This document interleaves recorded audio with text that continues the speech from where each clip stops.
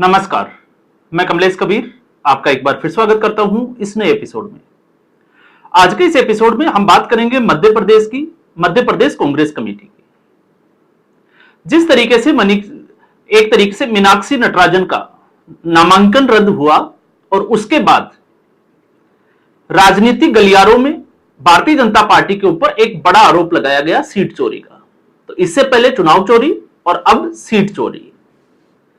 लेकिन वास्तविकता में अगर हम इसको समझने का प्रयास करें तो कहीं ना कहीं यह दिखाता है कि कांग्रेस पार्टी की अंदरूनी जो अंतर्कलह है एक बार फिर सामने आई है।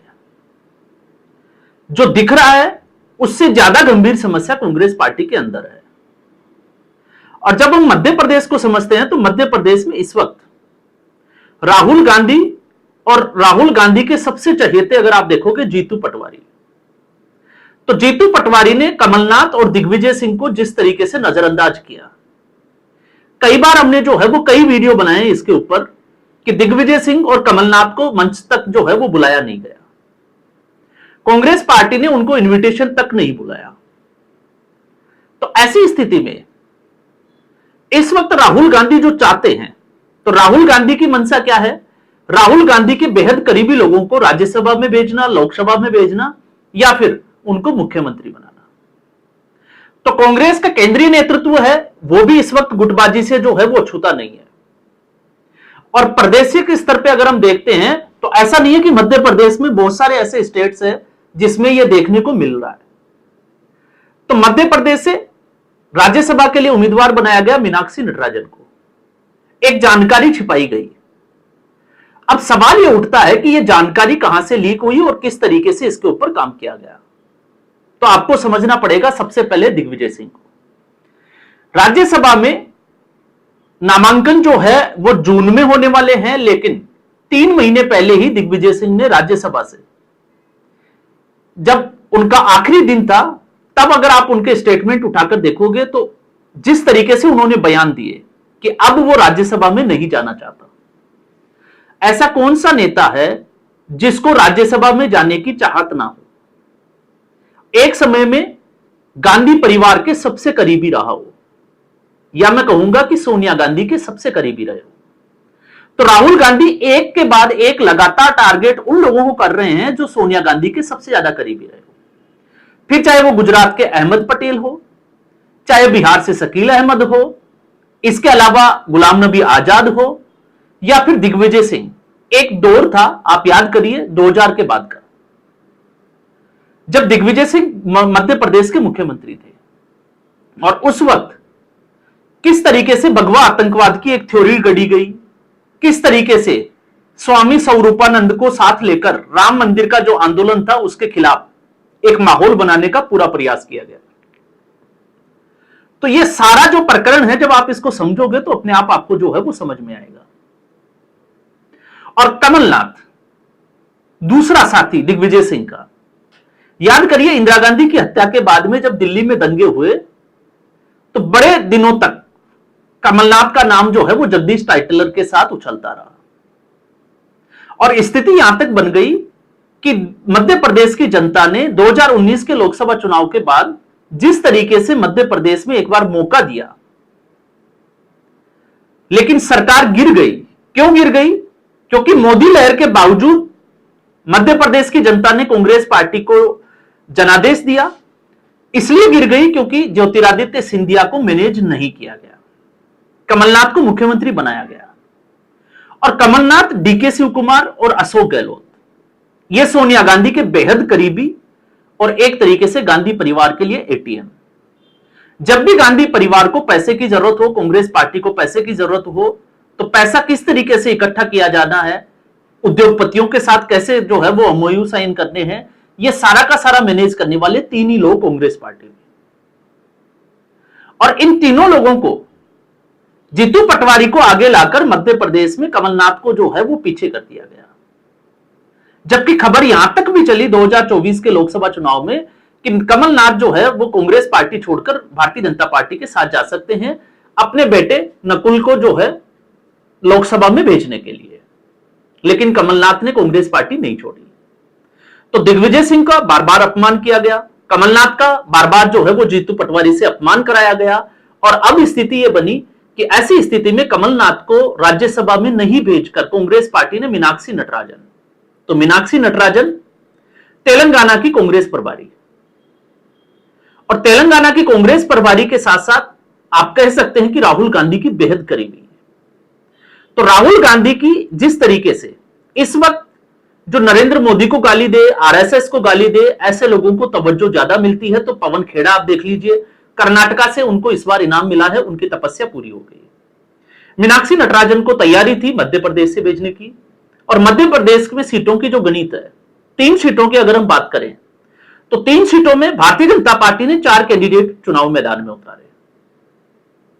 अब 3 और 1 4, और एक जो सच्चाई यह भी है कि कोई भी पार्टी जब किसी भी ऐसे उम्मीदवार के लिए नामांकन भरती है तो एक डमी कैंडिडेट जरूर उतारती है, ऐसी स्थिति के लिए कि अगर नामांकन रद्द होता है तो दूसरे उम्मीदवार का नामांकन रह जाए।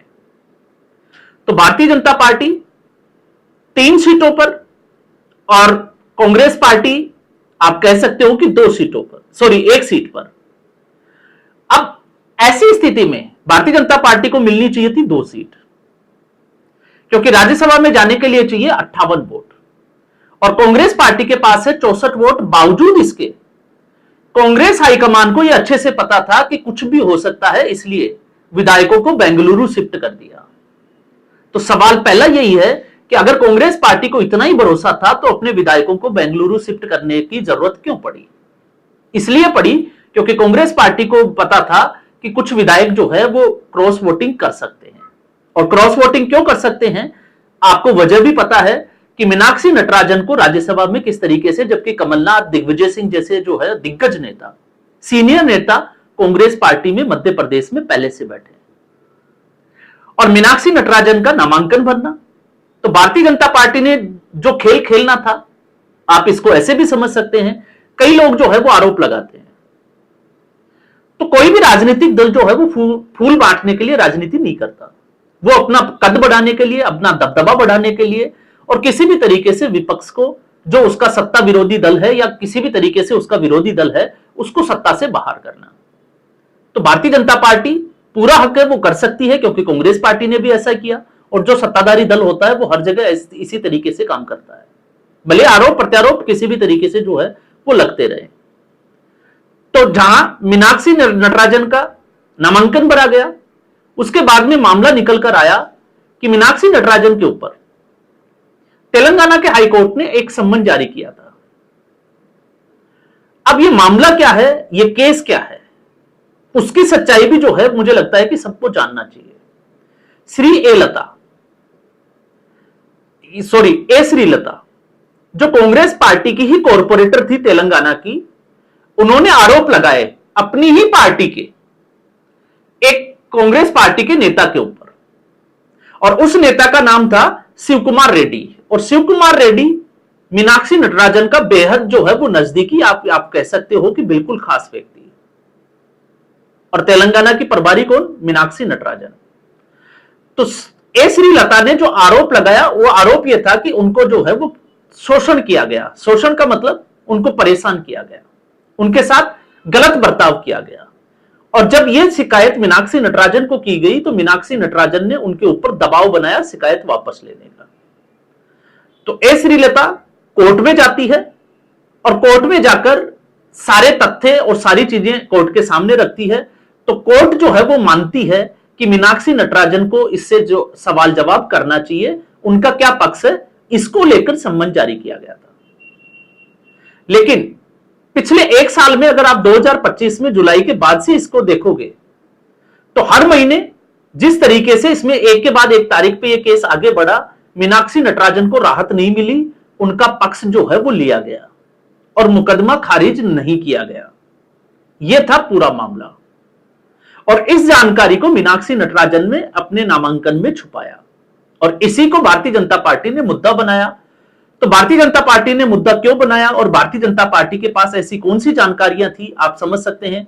क्योंकि कांग्रेस पार्टी के कुछ लोग चाहते थे कि मीनाक्षी नटराजन नहीं जीते, और ऐसा एक बार नहीं, कई राज्यों में कांग्रेस पार्टी के साथ यह हो सकता है, क्योंकि अपने नेताओं को कांग्रेस पार्टी ने विश्वास में नहीं लिया। और उसके बाद जो रायता फैला, कल शाम तक भारतीय जनता पार्टी के तीनों उम्मीदवार निर्विरोध आप कह सकते हो कि निर्वाचित हो गए और उसके बाद में मामला गया सुप्रीम कोर्ट में। तो कांग्रेस पार्टी भले ही सुप्रीम कोर्ट में गई हो, लेकिन सुप्रीम कोर्ट से भी आप आज बड़ा झटका लगा जब इस याचिका को सुप्रीम कोर्ट ने खारिज कर दिया और यह माना कि यह जानकारी छुपाई गई, क्योंकि कोर्ट ने जो है वो माना कि कहीं ना कहीं इसमें मीनाक्षी नटराजन की भूमिका है। हालांकि जनप्रतिनिधि जो अधिनियम है उसके लिए चुनौती देने के लिए कांग्रेस पार्टी के लिए अभी भी जो है वो खुला हुआ है मैदान, वो चुनौती दे सकती है। लेकिन न्यायिक व्यवस्था में अगर आप देखते हैं तो सुप्रीम कोर्ट से ऊपर कोई व्यवस्था नहीं है, तो सुप्रीम कोर्ट ने इस याचिका को खारिज कर दिया। अब बात आती है कांग्रेस पार्टी की मोरालिटी पे। तो अब तक Congress party, election commission, ED, CBI, Bharatiya Janata party, Narendra Modi और अब लोकतंत्र को खतरे में डालना या कांग्रेस को हराने के लिए न्यायपालिका को भी जिम्मेदार ठहरा दिया। अगर आज का आप दिग्विजय सिंह का स्टेटमेंट सुनोगे तो आप सारा खेल जो है वो समझ जाओगे। लेकिन कल दिग्विजय सिंह, इसके अलावा जीतू पटवारी और हरीश चौधरी की प्रेस कॉन्फ्रेंस को अगर आप बारीकी से देखोगे, और मैं चाहता हूं कि आप लोग जो है वो यूट्यूब पे जाएं, किसी भी सोशल मीडिया प्लेटफॉर्म पे जाएं, उसको सर्च करें और देखें किस तरीके से दिग्विजय सिंह को चुप करा दिया गया, बोलने नहीं दिया गया जीतू पटवारी और हरीश चौधरी के द्वारा। तो कहीं ना कहीं इस सारे खेल के पीछे कमलनाथ और दिग्विजय सिंह, उनकी रणनीति साफ तौर से दिखाई देती है और इसी रणनीति में और इसी जाल में जो है वो फंसते हुए दिखाई दे रहे हैं राहुल गांधी। क्योंकि केरला का अगर आप देखोगे तो केरला में क्या हुआ, वीडी सतीशन और केसी वेणुगोपाल राहुल गांधी के बेहद करीबी। राहुल गांधी चाहते थे कि केसी वेणुगोपाल को मुख्यमंत्री बनाया जाए, लेकिन वीडी सतीशन मुस्लिम लीग को साथ लेकर, या आप कहें कि प्रियंका वाड्रा को साथ लेकर पोस्टर वार के लिए केरल में उतरे और राहुल गांधी का जो प्लान था उससे केसी वेणुगोपाल का जो मुख्यमंत्री बनने का सपना था उसको छीन लिया। आज मीनाक्षी नटराजन, कर्नाटका, जिस तरीके से सिद्धारमैया को राहुल गांधी ने सीधे राज्यसभा का और साथ में कांग्रेस पार्टी के अध्यक्ष का ऑफर दिया, बावजूद इसके सिद्धारमैया ने इनकार कर दिया।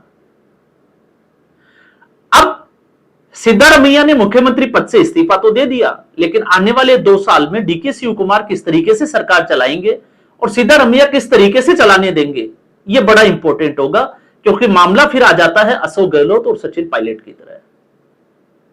तो कहीं ना कहीं बीजेपी की रणनीति के अलावा अगर आप इसमें देखोगे तो कांग्रेस पार्टी के अंदरूनी या अंदर खाने जो है वो बहुत बड़ा खेल चल रहा है, जिसमें कांग्रेस पार्टी अलग अलग गुटों में बटी हुई दिखाई देती है। और इसी का एक कारण है कि कांग्रेस पार्टी लगातार बिखरती जा रही है, भले ही वो आरोप जो है वो किसी के ऊपर भी लगाए। तो आज के एपिसोड में बस इतना ही। उम्मीद करूंगा वीडियो एपिसोड आपको पसंद आया होगा। वीडियो को लाइक करें, शेयर करें, चैनल जरूर सब्सक्राइब करें। धन्यवाद।